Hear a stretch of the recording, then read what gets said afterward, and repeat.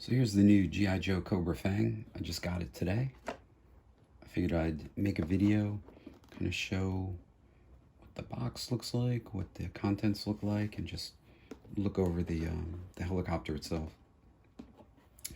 Back of the box looks like the other box's photo, the copter and the figure, and we got the data card on the pilot, some details. It's pretty cool. Definitely keep the box. This old retro art looks really neat. It looks like the exact same style as the older boxes and stuff. Pretty cool. And the window's really nice, being able to see the pilot. So I got one of these open.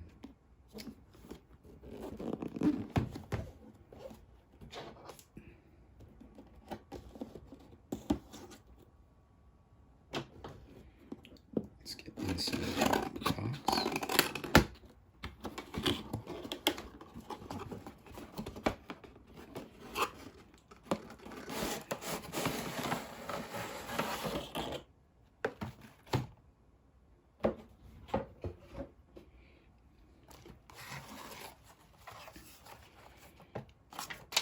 See that thing. Instructions, stickers, lots of awesome stickers, just like an old model kit with the water slide decals, except these stickers are really nice. They're see-through, so they work great on the black. They're kind of hard to see on this because it's light, like white on this yellow, but stickers look really good when you put them on. I put them on one. I got two of these, so I already put them on the other one. And you can see it's like held in here really well. So probably not gonna have any damage on these, but yeah, the helicopter, just pop in the rotor into the top, and then pop on the missiles and the bomb. That's it.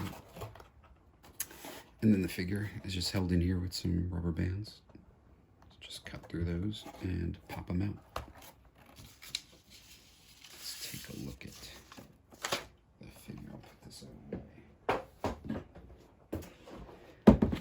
Oh, just to compare the size, here's the All Striker box. So you can see it's a little thicker, maybe, but they're both about the same size, just the tiniest bit thicker.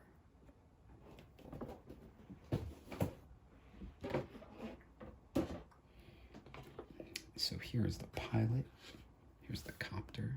Look at the helicopter, really. With the stickers, it looks really nice. It reminds me a lot of the old F.A.N.G. Got the gun up front. Mine goes side to side, and it doesn't go all the way this way. So I don't know if it's supposed to do side to side. I saw a review of one that went up and down, so maybe there's something wrong here. But it's got the screw holes, kind of like, well, unlike other G.I. Joe vehicles, it's got the exposed screw holes on the side. So it should be able to easy to take apart and kind of look at that and see what's going on. The body's like a harder plastic. The rotor blade's a soft plastic.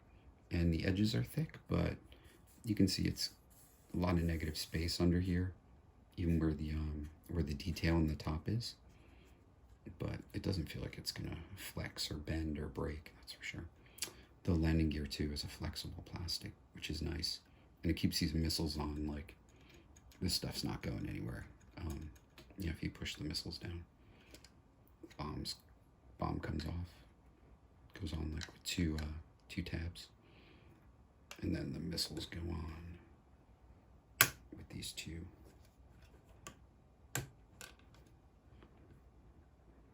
kind of pins. The one in the front's like a little, you know, kind of straight, like a little bump out. The other one's just a single bump. You can see the corresponding shape on the missiles. Yeah, and the stickers go on these. I know people saw in the original images like these stickers weren't flat on here, but they seem to have done a good job with the stickers. They're really sticky. Like on the roll cage of the All Striker, those stuck really good, and these stick really good as well. So I just kind of push them down, and it holds really good. The joystick up front, the control stick, is really nice. The seat has a little a little pin to go in where the backpack would go on your figure.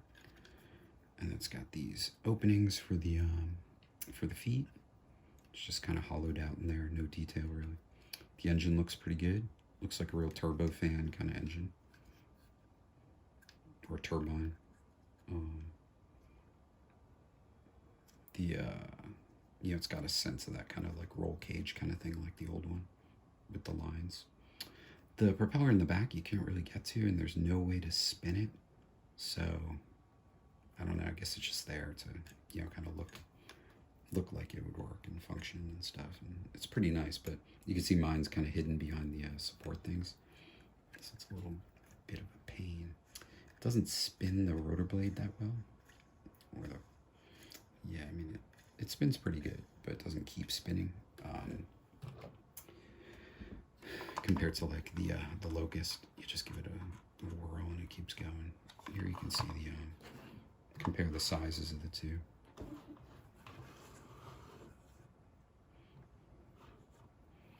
Looks like the rotor blade's almost the same, a little bit bigger on the hiss, and the hiss is a bit longer. But I mean, the Locust is probably the stubbiest helicopter you're ever gonna see. So.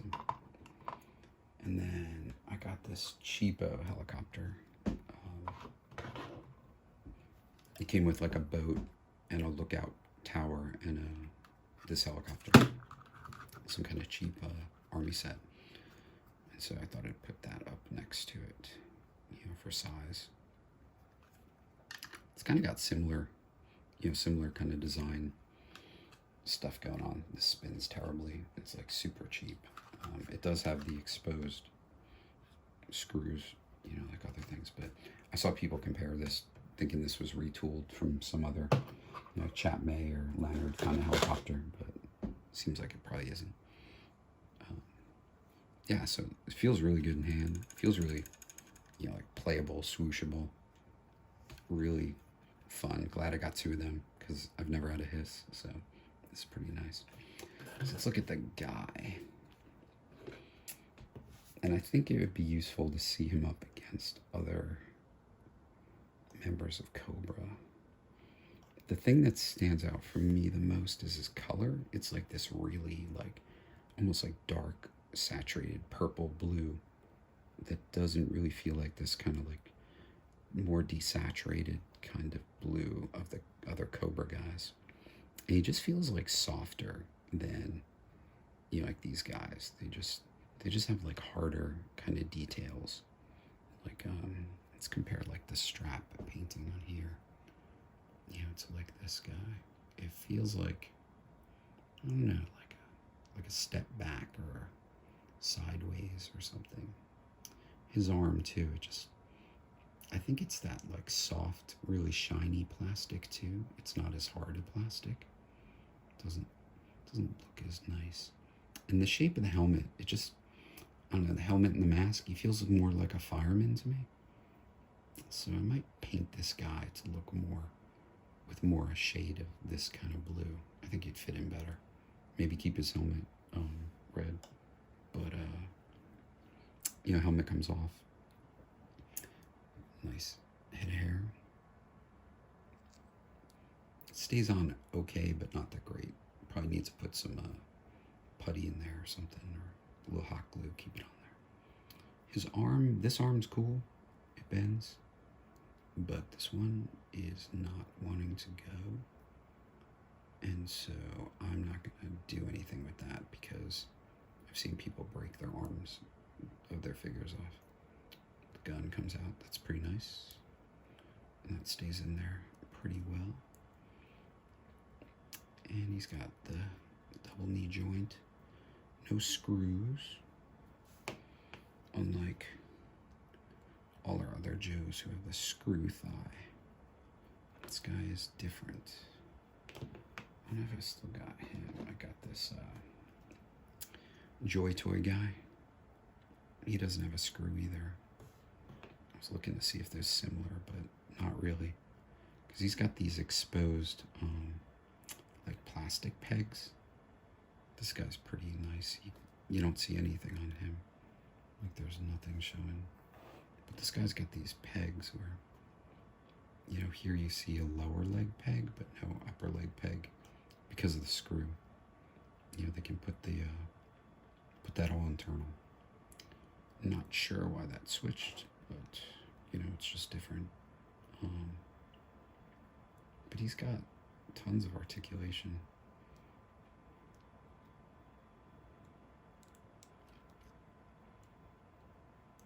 It's cool how that tube is like connected. It's pretty neat.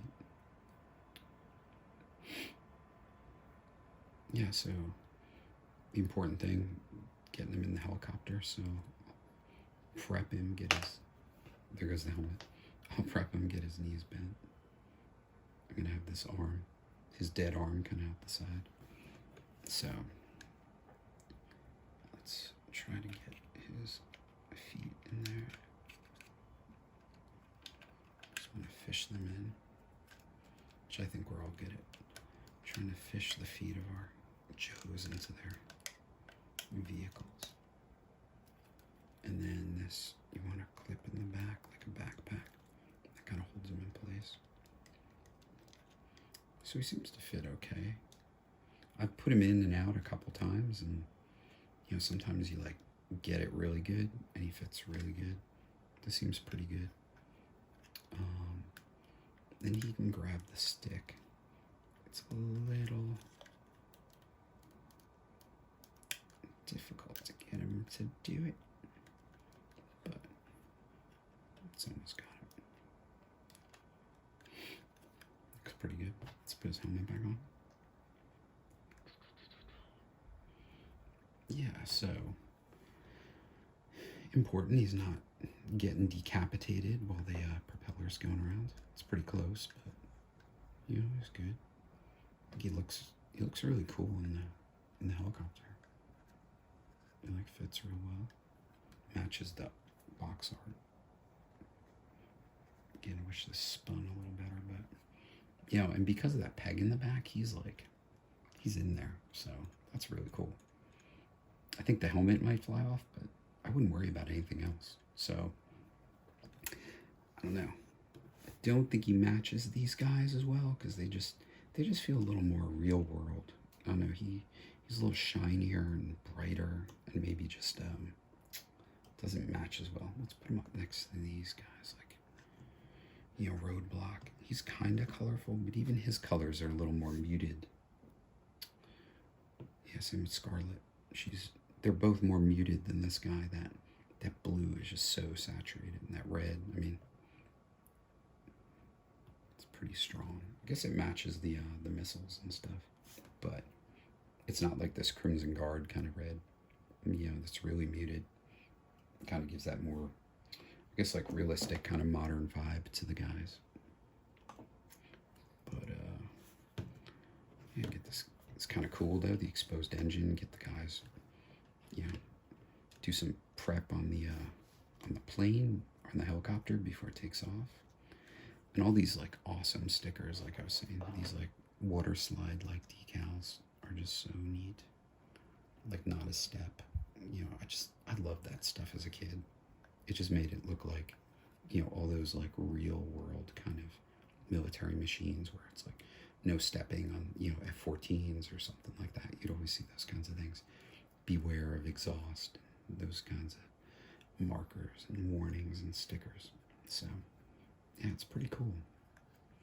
Yeah, so that's it. I don't think there's anything else to see. I'm sure I forgot a bunch of stuff, but I think that's a good overview. All right, thanks for checking this out. Hope you like it.